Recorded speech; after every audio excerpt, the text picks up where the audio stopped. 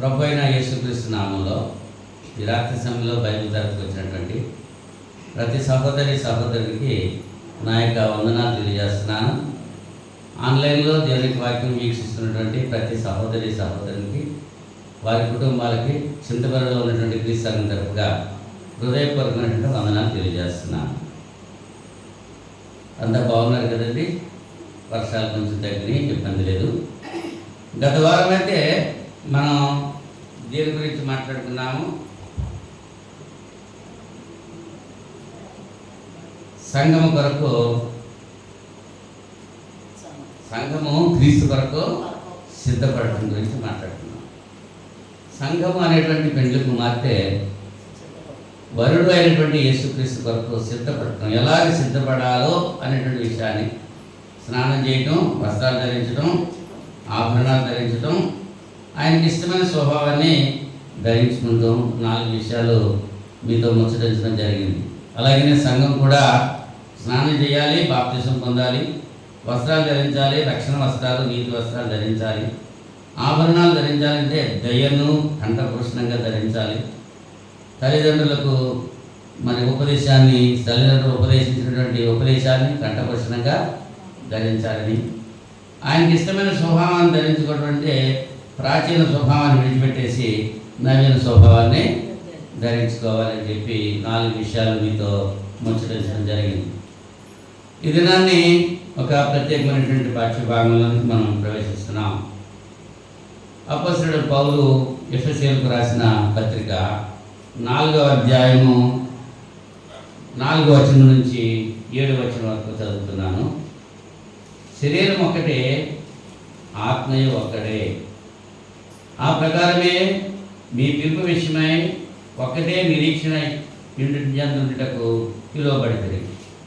ప్రభువు ఒక్కడే, విశ్వాసం ఒక్కటే, బాప్తిసం ఒక్కటే, అందరికీ తండ్రి అయిన దేవుడు ఒక్కడే.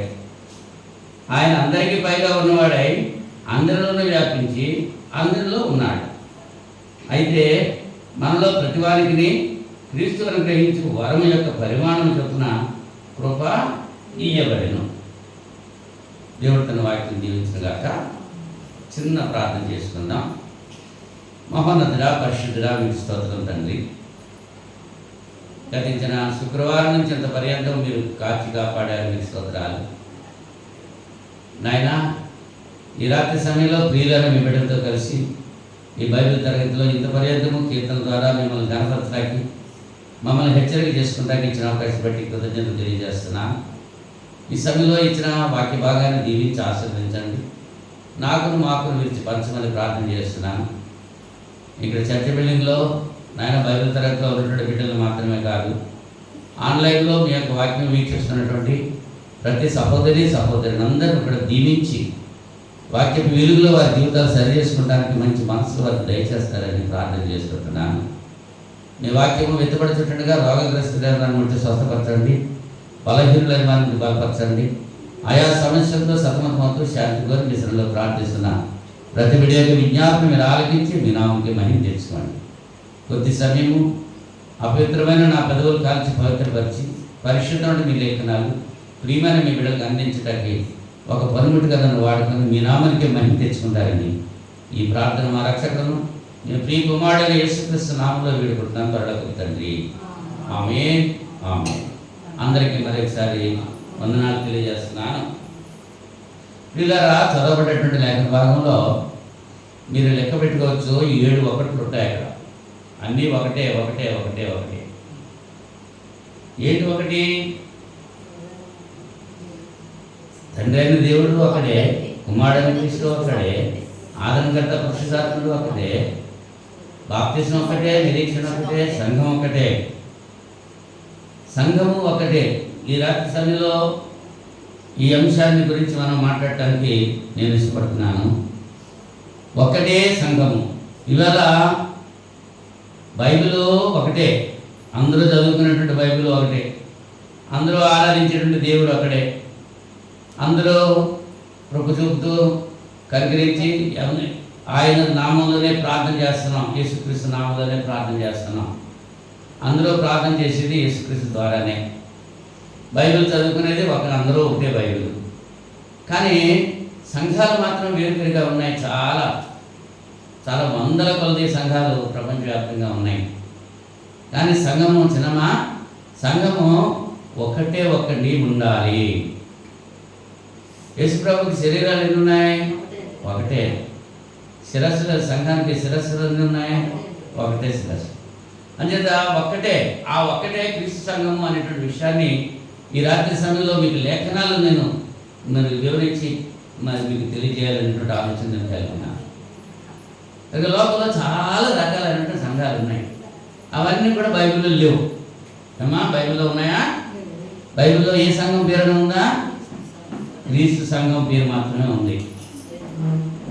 మీరు బైబిల్ చూసుకోవచ్చు, చదువుకోవచ్చు, పరిశీలన చేయొచ్చు. ఓకే, క్రీస్తు సంఘం ఒకటే బైబిల్లో ఉంది. ఇంక ఏ సంఘం పేరు బైబిల్లో లేదు. బైబిల్ నుండి ఉన్నటువంటి ఒకే ఒక్క సంఘం, అది క్రీస్తు సంఘం. రోమపత్రిక 16:16 ఒకరికొకడు వందనాలు చెప్పుకోండి. క్రీస్తు సంఘములు అన్నీ మీకు వందనాలు చెప్తున్నాయి అంటున్నాడు. అవునా?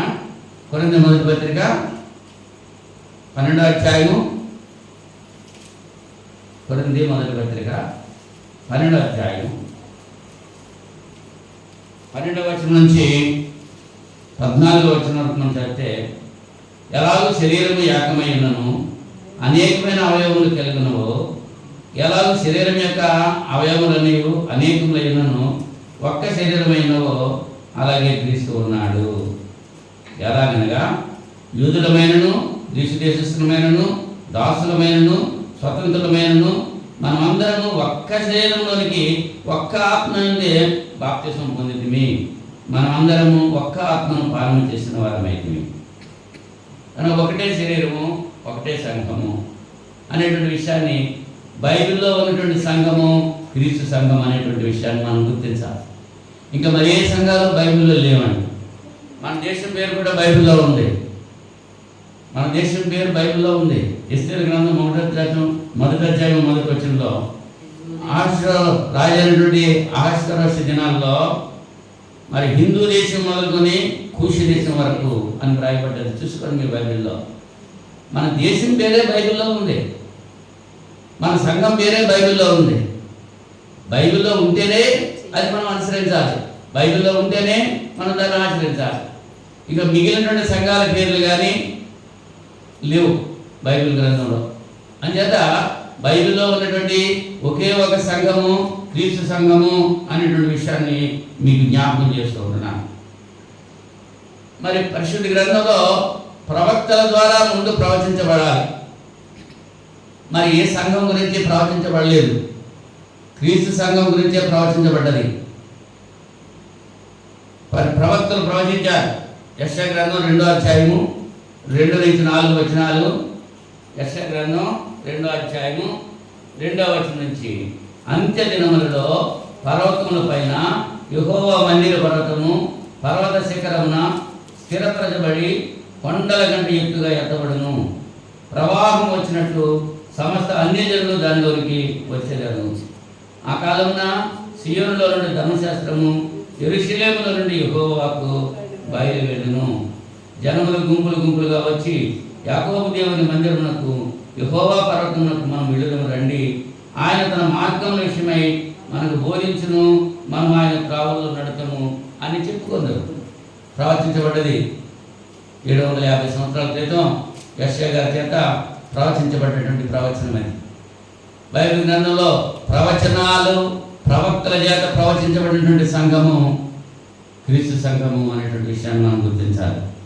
అలాగే మీకా గ్రంథం 4వ అధ్యాయము, మీకా గ్రంథం 4వ అధ్యాయం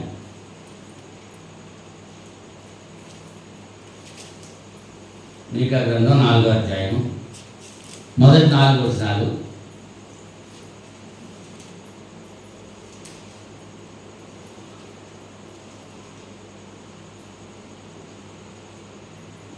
నాలుగో అధ్యాయము మొదటి 4 వచనాలు. పేజ్ నెంబర్ చెప్పనా? 765 నెంబర్ పేజ్ నెంబర్. అంత్య దినములలో యెహోవా మందిర పర్వతము పర్వతముల శిఖరమున స్థిరపరచబడి కొండల కంటే ఎత్తుగా ఎత్తబడగా ప్రవాహం వచ్చినట్లు జనులు దారిలోనికి వస్తురు. కాబట్టి ఆ కాలంలో అన్ని జనులు అనేకులు వచ్చి సియోనులో నుండి ధర్మశాస్త్రమును, యెరూషలేములో నుండి యెహోవా వాక్కును బయలువెళ్ళును. యాకోబు దేవుని మందిరమునకు, యెహోవా పర్వతమునకు మనం విడుదము రండి. ఆయన తన మార్గముల విషయమే మనకు బోధించును. మనము ఆయన త్రోవలో నడుచుకుందామని చెప్పుకుందరు. యెరూషలేము అంటే సంఘం. యెరూషలేము అంటే ఏంటి? సంఘము. ఆ సంఘం ఎవరిదే? క్రీస్తుదే. క్రీస్తు సంఘము ప్రవక్తల ద్వారా ప్రవచింపబడేటువంటి సంఘం ఇది. మిగిలిన సంఘాల గురించి ప్రవక్తలు ఏ ప్రవక్త కూడా ఏ సంఘం గురించి చెప్పబడలేదు. పరిశుద్ధ గ్రంథంలో చెప్పబడినటువంటి సంఘము క్రీస్తు సంఘము మాత్రమే.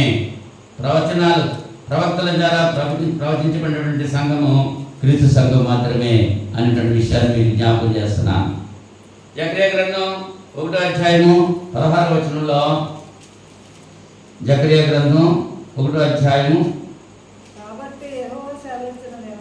కాబట్టి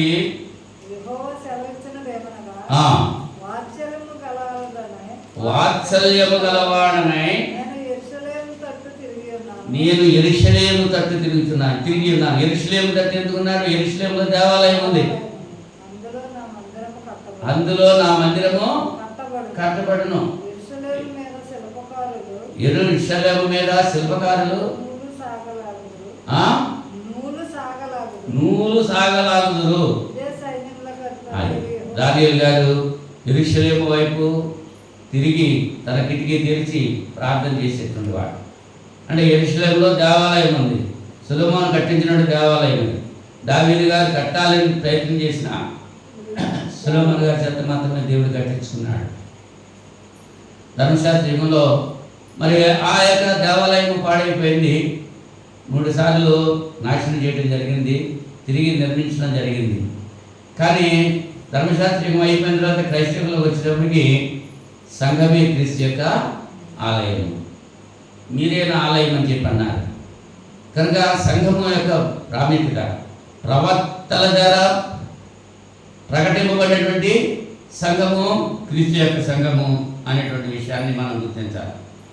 మూడవగా మనం చూస్తే పరలోకంలో వ్రాయబడ్డదండి క్రీస్తు సంఘం గురించి. పరలోకంలో వ్రాయబడ్డది. ఏ సంఘం గురించి పరలోకంలో వ్రాయబడలేదు, అవునా? హెబ్రీ పత్రిక 12వ అధ్యాయము 23వ వచనంలో, హెబ్రీ పత్రిక 12వ అధ్యాయము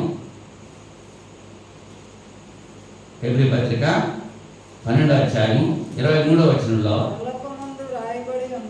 పరలోకమందు వ్రాయబడి ఉన్న జ్యేష్ఠుల సంఘము. ఏంటండి? క్రీస్తు సంఘము, జ్యేష్ఠుల సంఘము. తన కుమారుడు అనేకుల్లో జ్యేష్ఠుడగినట్లు అన్నాడు. జ్యేష్ఠులు అన్నమాట, మొట్టమొదటి వారు జ్యేష్ఠుల సంఘము. ఈ సంఘం గురించి పరలోకంలో రాయబడ్డది. మరి మిగిలిన సంఘాల గురించి రాయబడ్డదా అంటే లేదు. క్రీస్తు సంఘం గురించే పరలోకంలో రాయబడ్డది అనేటువంటి విషయాన్ని మనం గుర్తించాలి. యేసు ప్రభు దీన్ని నేను కడతానని చెప్పినట్టు సంఘం ఇది. యేసు ప్రభు ఈ సంఘాన్ని కడతానన్నాడు. మత్తయి సువార్త 16వ అధ్యాయం 18వ వచనంలో పేతురుతో మాట్లాడుతూ యేసు ప్రభు అంటున్నారు, ఈ బండ మీద నా సంఘమును కట్టుతున్నాను. ఈ బండ మీద, విశ్వాసము అనేటువంటి బండ మీద నేను నా సంఘమును కట్టుదును అని చెప్పన్నాడు యేసు ప్రభు గారు. అంటే ఎవరు కడతానన్నారు? యేసు ప్రభు కడతానన్నారు. అంటే ఆ సంఘం ఎవరిదే? యేసు ప్రభుదే, క్రీస్తుదే. క్రీస్తు సంఘమే నా సంఘము అన్నాడు. నా సంఘములు అనలేదు, నా సంఘము ఒకటే. ఇవన్నీ సంఘాలు నావే అంటలేదు. ఇక్కడ నా సంఘమును అన్నాడు. ఏకవచనం ఉపయోగించాడు. అక్కడ ఏకవచనం, ఒకటి సంఘం. ఆ ఒకే ఒక సంఘాన్ని నేను కడతాను అని చెప్పి అన్నాడు. ఆయన కొన్నాడు, రక్తం ఇచ్చి కొన్నాడు. ఏమిచ్చి కొన్నాడు? అపొస్తలుల కార్యాల గ్రంథం 20వ అధ్యాయము 28వ వచనంలో, అపొస్తలుల కార్యాల గ్రంథం 20వ అధ్యాయము 28వ వచనంలో, దేవుడు తన స్వరక్తం ఇచ్చి కొన్నటువంటి సంఘము అని రాయబడింది. దేవుడు అన్నది పెద్ద అక్షరాలు ఉందా, చిన్న అక్షరాలు ఉందా? చిన్న అక్షరాలు ఉన్నాయి. మీరు చూడండి బైబిల్లో దేవుడు అని ఎక్కడ రాయబడుతుందో పెద్ద అక్షరాలు రాయబడితే అది తండ్రి అయిన దేవుని గురించి చెప్పనమాట, చిన్న అక్షరాల్లో రాయబడితే అది కుమారుడు క్రీస్తుని గురించి చెప్పబడినమాట. కానీ దేవుడు తన స్వరక్తం ఇచ్చి కొన్నటువంటి సంఘము క్రీస్తు సంఘము. మరి ఏ సంఘాన్ని దేవుడు కొనలేదు తన రక్తం ఇచ్చి? తన సంఘం వరకే, క్రీస్తు సంఘం వరకే క్రీస్తు తన రక్తాన్ని కార్చాడు. కనుక క్రీస్తు సంఘమే నిజమైన సంఘము, క్రీస్తు సంఘమే ఏకైక సంఘము, క్రీస్తు సంఘమే దేవుని చేత ఏర్పాటు చేయబడిన సంఘము. అవునా? తర్వాత ప్రకటన 5వ అధ్యాయం 9వ వచనంలో అక్కడ ఒక గ్రంథం ఉంటుంది. ఆ గ్రంథానికి ముద్రలు వేయబడ్డాయి. ఆ ముద్రలు వేయబడినటువంటి గ్రంథాన్ని విప్పడానికి ఎవరు యోగ్యులు కనపడలేదు. అటువంటి పరిస్థితిలో పరిశుద్ధులు అక్కడ చెబుతూ ఉంటున్నారు. 5వ అధ్యాయము ప్రకటన గ్రంథం 5వ అధ్యాయము 9వ వచనం నుంచి ఇస్తే మరి 5వ వచనం 5వ అధ్యాయం 1వ వచనం చదువుతున్నాను చూడండి. మరి లోపటను వెలపటను వ్రాత కలిగి 7 ముద్రలు గట్టిగా వేసిన ఒక గ్రంథము సింహాసనం ముందు ఆసీనుడయుడు వారి కుడి చేత చూచితిని. మరి దాని ముద్రలు తీసి ఆ గ్రంథం ఇప్పుడకు యోగ్యుడైన వాడు ఎవడని బలిష్ఠుడైన ఒక దేవదూత బిగ్గరగా ప్రచురింపగా చూచితిని. అయితే పరలోకమందు కానీ భూమి మీద కానీ భూమి క్రింద కానీ ఆ గ్రంథము ఇప్పుడుకైనను చూచుటకైనను ఎవరికి శక్తి లేకపోయాడు. ఆ గ్రంథము ఇప్పుడుకైనను చూచుటకైనను యోగ్యుడు ఎవడను కనబడనందున నేను బహుగా ఏడ్చుతుండగా ఆ పెద్దలలో ఒకడు ఏడువకము, ఇదిగో దావీదుకు చిగురైన యూదాగోత్రపు సింహము 7 ముద్రలను తీసి ఆ గ్రంథమును ఇప్పుడుకై జయము పొందెను అని నాతో చెప్పాను. మరియు సింహాసనమునకును ఆ 4 జీవులకును పెద్దలకును మధ్యను వధింపబడినట్లుండిన గొర్రెపిల్ల నిలిచియుండుట చూచితిని. ఆ గొర్రెపిల్లకు 7 కొమ్ములను 7 కన్నులను ఉండెను. ఆ కన్నులు భూమి అంతటికి పంపబడిన దేవుని 7 ఆత్మలు. ఆయన వచ్చి సింహాసనందు ఆసీనుడయుండు వాని కుడి చేతిలో నుండి ఆ గ్రంథము తీసుకునను. ఆయన దాన్ని తీసుకున్నప్పుడు ఆ 4 జీవులను వీణెలను ధూప ద్రవ్యములతో నిండిన సువర్ణ పాత్రలను పట్టుకుని ఉన్న ఆ 24 పెద్దలను ఆ గొర్రెపిల్ల ఎదుట సాగిలపడిరి. ఈ పాత్రలు పరిశుద్ధుల ప్రార్థన. ఆ పెద్దలు, నీవు ఆ గ్రంథం తీసుకొని దాని ముద్రలు ఇప్పుడకు యోగ్యుడవు, నీవు వధింపబడిన వాడివై నీ రక్తం ఇచ్చి ప్రతి వంశంలోనూ ఆయా భాషలు మాట్లాడేవారిలోనూ ప్రతి ప్రజలోనూ ప్రతి జనములోనూ దేవుని కొరకు మనుషులను కొని మా దేవునికి వారి ఒక రాజ్యముగాను యాజకులుగాను చేసేది కనుక వారు భూలోకమందు 7 అని క్రొత్త పాట పాడదు. అరుగుడవు నువ్వు ఆ గ్రంథం తీసుకుంటాకి ముద్దలు విప్పడానికి నువ్వే యోగ్యుడు. నువ్వు వధింపబడిన వాడు. ప్రతి జనంలోనూ ప్రతి వంశంలోనూ ప్రతి జాతిలోనూ అందరి కొరకు నువ్వేం చేసావు? నీ రక్తం ఇచ్చి మనుషులను కొన్నావు. దేవుని కొరకు ఒక రాజ్యంగా ఏర్పాటు చేశావు. కొండవేమో యేసు రక్తంతో కొన్నాడు. రాజ్యం ఏర్పాటు చేయడమేమో దేవుని రాజ్యంగా ఏర్పాటు చేశాడు. ఈ సత్యాన్ని మనం గమనించాల్సిందిగా మరి మీకు తెలియజేస్తూ ఉంటున్నాను. కనుక పిల్లరా, యేసు తన రక్తం ఇచ్చి కొన్న సంఘమే క్రీస్తు సంఘం. మీకు ఏ సంఘాన్ని యేసు ప్రభు తన రక్తం ఇచ్చి కొనలేదు. మనుషులు పెట్టుకున్నారంటే ఇది మా సంఘం, ఇది వాళ్ళ సంఘం, ఇది వీళ్ళ సంఘం అని పెట్టుకున్నారు. కానీ క్రీస్తు సంఘాన్ని మాత్రం ఎవరు? దేవుడు తన స్వరక్తం ఇచ్చి కొన్నాడు. మనుషుల్లో నుంచి, ప్రతి జాతి నుంచి, ప్రతి వంశం నుంచి కూడా దేవుని కొరకు మనుషులను కొని ఆయన ఒక రాజ్యం. అంచేత రాజ్యమే సంఘము, సంఘమే రాజ్యం. దేవుని రాజ్యము క్రీస్తు పరిపాలన కొన్నటువంటి వాడు యేసు ప్రభు. ఎవరి కొరకు కొన్నాడు? తండ్రి అయిన దేవుని కొరకు కొన్నాడు. మళ్ళీ అధికారము తండ్రి అయిన దేవుడు తన కుమారుడు క్రీస్తుకు అధికారం ఇచ్చేసాడు. అంచేత అంచి మనం పాడుకున్నాం, క్రీస్తే సర్వాధికారి అని పాడుకున్నాం. అవునా? సర్వాధికారి క్రీస్తే. అధికారం ఎవరిచ్చారు? దేవుడు ఇచ్చాడు.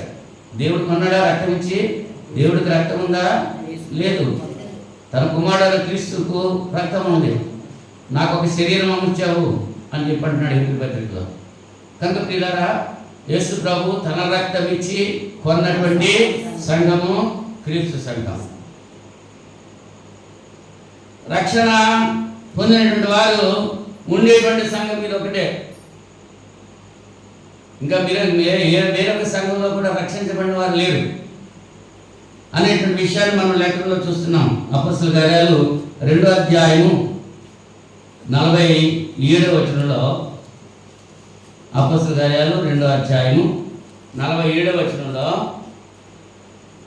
ఆనందముతోనూ నిష్కపటమైన హృదయముతోనూ ఆహారం పుచ్చుకొనుచున్నది, మరియు ప్రభువు రక్షణ పొందుతున్న వారిని అనుదినము వారితో చేర్చుచుండెను.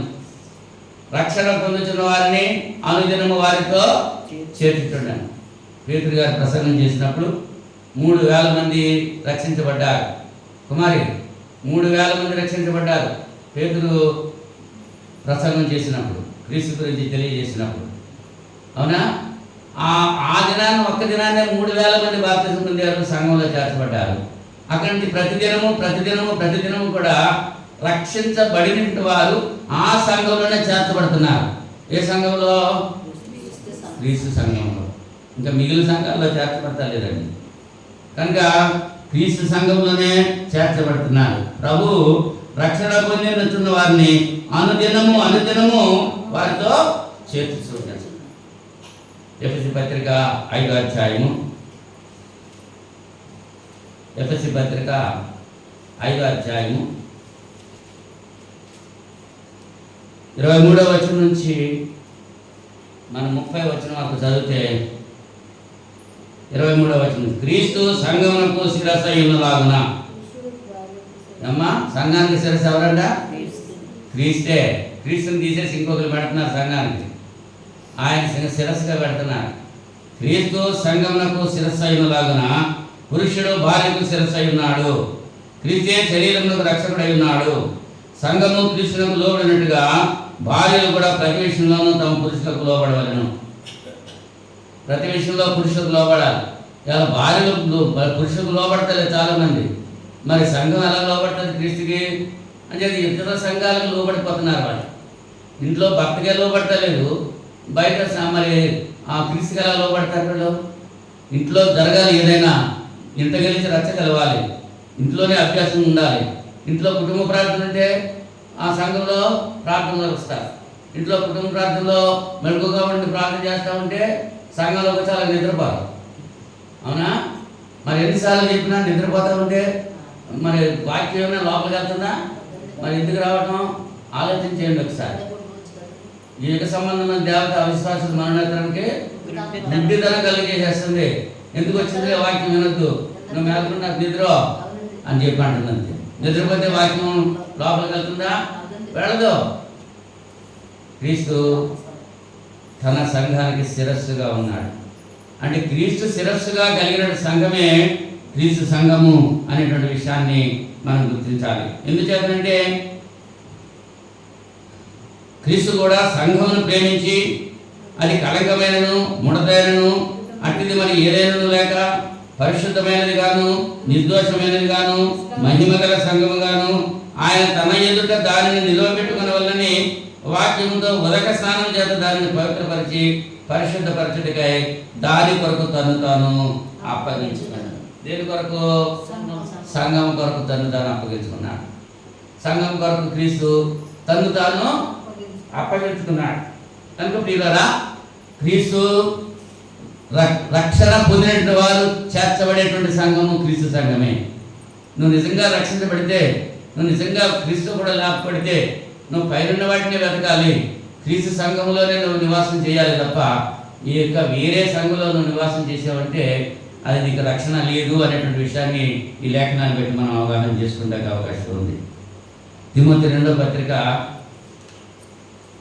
1వ అధ్యాయము 10వ వచనంలో, తన స్వకీయ సంకల్పమును బట్టి అనాది కాలం నుండి క్రీస్తు యేసునందు మనకు అనుగ్రహింపబడినది క్రీస్తు యేసు అను మన రక్షకుని ప్రత్యక్షత వలన బయలుపరచబడినదినైనా తన కృపను బట్టి మనలను రక్షించి పరిశుద్ధమైన పిలుపుతో ఆయన మరణను పిలిచెను. ఆ క్రీస్తు యేసు మరణమును నిరర్ధకం చేసి జీవమును అక్షయతను సువార్త వలన వెలుగులోనికి తెచ్చాను. ఆ సువార్త విషయంలో నేను ప్రకటించేవాడు గాను అపోస్తలుడు గాను బోధకుడు గాను నియమింపబడితిని. పౌలు గారు అదే చెబుతున్నాడు. నేను నియమించబడ్డానంటున్నాడు. పౌలు యొక్క బోధ మనం ఆలోచన చేస్తే అది క్రీస్తు యొక్క బోధ మాత్రమే. పేతురు యొక్క బోధ మనం పరిశీలన చేసినా అది క్రీస్తు యొక్క బోధ మాత్రమే. క్రీస్తు బోధ యొక్క నిలిచి ఉండగా దాన్ని విడిచి ముందుకు సాగు ప్రతివాడు శాపగ్రస్తుడవుతాడని 2 యోహాను పత్రిక 9వ వచనంలో రాయబడ్డది.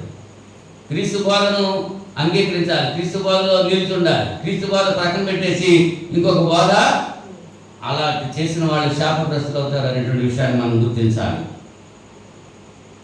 ఇంతవరకు మనం చెప్పుకున్నాం, బైబిల్లో ఉన్నటువంటి ఒకే ఒక సంఘము క్రీస్తు సంఘము, ప్రవక్తలు ప్రవచించిన సంఘము క్రీస్తు సంఘము, పరలోకమందు రాయబడిన సంఘము క్రీస్తు సంఘము, యేసు కట్టుదులని చెప్పిన సంఘము క్రీస్తు సంఘము, యేసు తన రక్తమిచ్చి కొన్న సంఘము క్రీస్తు సంఘము, రక్షణ పొందిన వారిని మరి అనుదినము చేర్చబడుతున్నటువంటి సంఘము క్రీస్తు సంఘము.